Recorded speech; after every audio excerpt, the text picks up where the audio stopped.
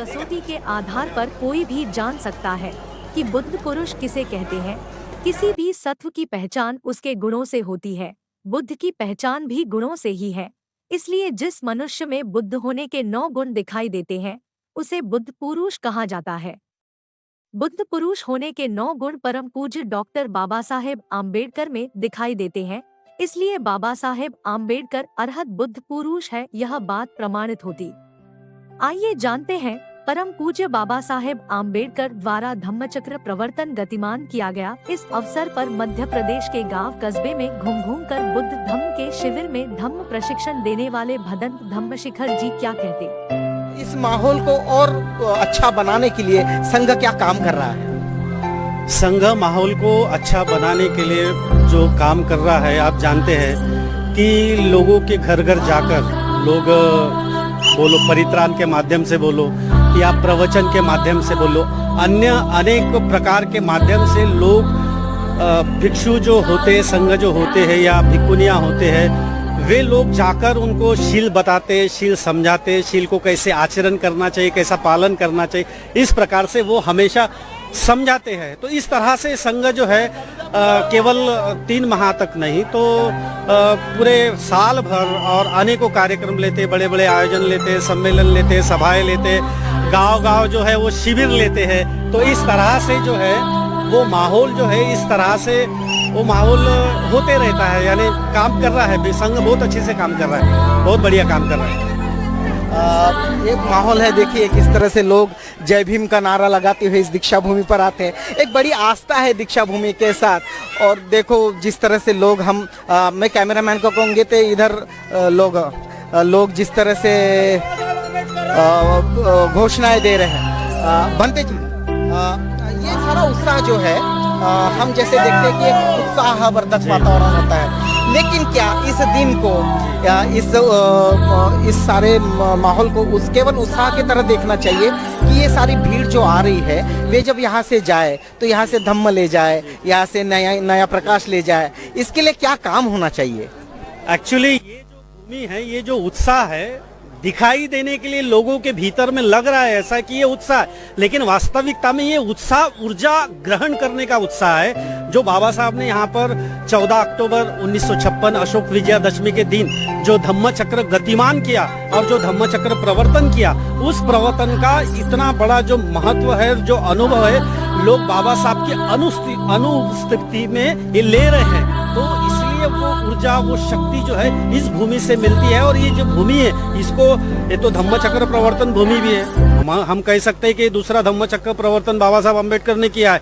तो आधुनिक युग में आधुनिक बाबा साहब जो है, ये हम समझते हैं कि बाबा साहब ये आधुनिक बुद्ध है। और जो बुद्ध होते हैं वो धम्मचक्र गतिमान करते, तो उन्होंने इस तरह से धम्मचक्र गतिमान किया। मैंने भी बाबा साहब को नहीं देखा, आपने भी नहीं देखे, आपने भी नहीं देखे, बहुत सारे लोगों ने बाबा साहब को नहीं देखा, लेकिन बाबा साहब की जो ऊर्जा है, बाबा साहब की जो ताकत है, वो इस भूमि से लोग लेते हैं, ग्रहण करते, आत्मसात करते। देश दुनिया से लोग आते, इस ऊर्जा को आत्मसात करते और अपनी जगह जाकर बिल्कुल जिस तरह से हम भी एमपी से आए तो हमें भी लगता है कि यहाँ आने से बाद में बहुत ऊर्जा मिलती है। तो हम गांव-गांव में जाकर प्रचार करते, धम्म आचरण करते हैं, धम्म शिविर लेते हैं, लोगों को ट्रेनिंग देते। लोग भी अपने बच्चों को एक संस्कार देते हैं इसके माध्यम से कि देखो, हमारे बाबा साहब ने बोला ना, धम्मचक्र प्रवर्तन दिन के उपलक्ष्य में भाषण जो 15 तारीख को हुआ, उस भाषण में बाबा साहब ने बोला कि मैं नरक से मुक्त हुआ हूँ। तो ये जो उत्साह है, ये उत्साह वो उत्साह है, मेरी मुक्ति नरक से हुई है।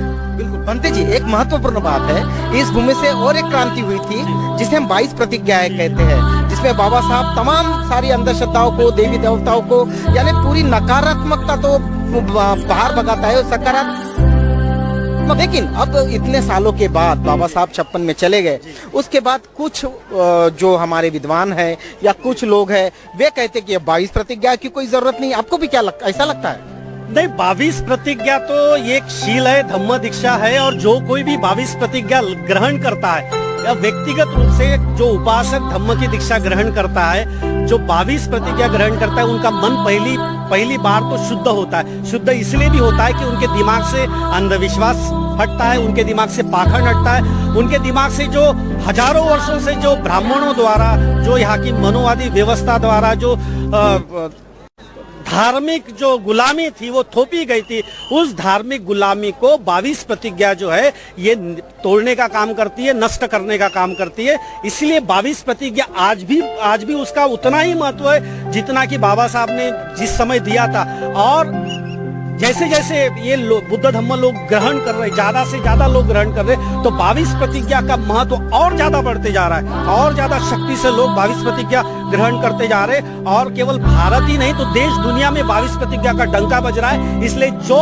विद्वान लोग इस तरह से कहते हैं कि 22 प्रतिज्ञा की आवश्यकता नहीं है, उनको ये बात मैं बताना चाहता हूँ कि आप कितना भी बोलो, कितने भी आप विद्वत्ता प्राप्त कर लो, लेकिन आपकी विद्वत्ता 22 प्रतिज्ञा को जब नकार रही है तो आप ये बात दिखाई नहीं दे रही है कि दुनिया में 22 प्रतिज्ञा का डंका बज रहा है और दुनिया के जो लोग हैं ये 22 प्रतिज्ञा को आत्मसात कर रहे हैं। अभी आपने पढ़ा होगा कि जापानी में भी बाबा साहब के जो वॉल्यूम्स है 22 खंड है वो अनुवाद हो चुके हैं। अमेरिका में भी अंग्रेजी में 22 प्रतिज्ञा बोली जाती है। अलग अलग जगह अपने जो मिशनरी लोग हैं वो काम कर रहे हैं तो वहां पर भी 22 प्रतिज्ञा का उनकी भाषा में भी अनुवाद होता है। अभी थाईलैंड में भी 22 प्रतिज्ञा का उसका अनुवाद हुआ है। जैसे कामले सर है वो आते जाते रहते जो IAS है, तो ऐसा प्रचार बिल्कुल हो रहा है। ऐसा नहीं बोल सकते कि 22 प्रतिज्ञा की आवश्यकता नहीं है, 22 प्रतिज्ञा की जरूरत नहीं। तो 22 प्रतिज्ञा की जरूरत देश दुनिया के लोगों को है और अभी तो बहुत ज्यादा आवश्यकता है, क्योंकि मनुवादी व्यवस्था के साथ में पूरी ऊर्जा है, पूरी ताकत है। पूरी ताकत से वो अपने आप को झोंक रहे हैं कि लोगों को मानसिक गुलाम बनाने के लिए, लोगों को मानसिक रूप से बंधक बनाने के लिए, धार्मिक मानसिक गुलामी को धार्मिक गुलामी में परिवर्तित करने के लिए जो ब्राह्मणी संस्कृति की व्यवस्था है उन्होंने पूरे ऊर्जा के साथ वहां पर अपनी ताकत लगा रहे। तो ऐसे समय में अगर कोई सामने वाला व्यक्ति अपनी पूरी यानी पूरा पॉलिटिकल यंत्रणा, उनकी सामाजिक यंत्रणा, उनकी आर्थिक यंत्रणा, ये सारी यंत्रणाएं जो है ये लोगों को अंधविश्वास में डालने के लिए जब लगा रही है तो ऐसे वक्त में आवश्यकता पड़ती है 22 प्रतिज्ञा की। बिल्कुल मैं आपको रोकूंगा, क्योंकि 22 प्रतिज्ञाओं में जो सकारात्मक बातें हैं वे पंचशील भी है और बाबा साहब ने धम्म आचरण करने के लिए कि पंचशील का अवश्य पालन करें। तथागत ने भी कहा आप भले ही कुछ ना कर पाए पर पंचशीलों का पालन करें। लेकिन आज समाज में कुछ उपासक ऐसे हैं जो पंचशीलों का पालन नहीं करते हैं, तो उनका मंगल कैसे होगा?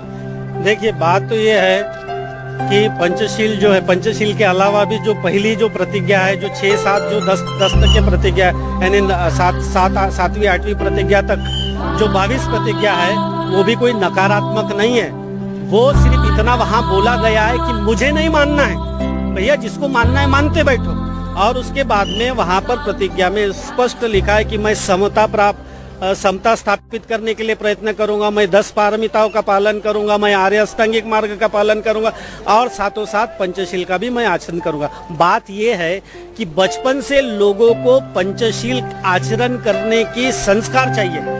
ये संस्कार कहीं तो भी हमारी ही गलती है, हम मानते हैं कि हमारी गलती है कि हम पूरे समाज के जो उपासक उपासिकाएं हैं उन लोगों को त्रिशरण पंचशील आचरण कैसे करना चाहिए, माता पिता ने बैठकर बुद्ध वंदना कैसे करनी चाहिए, इसकी ट्रेनिंग हमने नहीं दे पाए। इसके वजह से वे लोग जो है आचरण करने में अपने आप को असमर्थ महसूस करते हैं। कहीं तो भी उन्हें लगता है कि मैं गलत जरूर कर रहा हूँ, लेकिन वो अब गलती तो कोई स्वीकार थोड़ी ना करता है। हर कोई ना थोड़ी ना बोलता है कि बुरा देखन मैं चला, बुरा ना मुझे मिले। कोई खुद के अंदर झांक के देखा, मुझसे बुरा ना कोई, हर कोई थोड़ी बोलेगा। हम बोलेंगे गलती मेरी है, ठीक है भैया हमने अपनी गलती स्वीकार किया, तो ऐसा तो हर कोई नहीं कहेगा ना।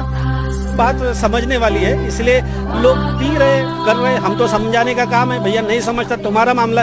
लेकिन परिवर्तन आ रहा है, लोगों में सकारात्मक सुधार हो रहा है और लोग धम्म का आचरण भी कर रहे हैं, लोग 22 प्रतिज्ञा का पालन भी कर रहे हैं। और जगह जगह 14 अक्टूबर के दिन बाहर गांव में जो लोग रहते वे लोग अपने जगह पर 14 अक्टूबर दिन ये धम्मा दीक्षा दिन मनाते हैं, 22 प्रतिज्ञा दिन मनाते और अपने क्षेत्र में 22 प्रतिज्ञा का पठन भी करते, उच्चारण भी करते। और दशमी के दिन नागपुर की पवित्र दीक्षा भूमि में आकर यहाँ से ऊर्जा लेकर जाते हैं और यहाँ से ऊर्जा लेकर फिर पुनः साल भर अपना आचरण करते, धम्म आचरण करते और इस तरह से अपने आप को बाबा साहब के अनुसार, बुद्ध के अनुसार ढालने की, 22 प्रतिज्ञा के आधार पर ढालने की वो कोशिश कर रहे हैं। इतना ही मैं इस बारे में कह सकता बिल्कुल बिल्कुल। तो ये थे भंते धम्मशिखर, जो मध्य प्रदेश के बालाघाट से है।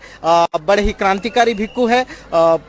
शिविर लेते हैं, लोगों को जागरूक करते हैं, धम्म में लाने की कोशिश करते हैं। भंते जी, आप यहाँ आए, आपने अपना बहुमूल्य वक्त दिया और आपको बहुत बहुत साधुवाद। जो एकदम पवित्र काम आप कर रहे हैं, आवाज इंडिया टीवी आपको बहुत साधुवाद देता है। धन्यवाद। आवाज इंडिया का भी मैं बहुत बहुत साधुवाद करता हूँ कि आपने मुझे यहाँ पर बोलने का अवसर दिया। बहुत बहुत धन्यवाद आप सभी।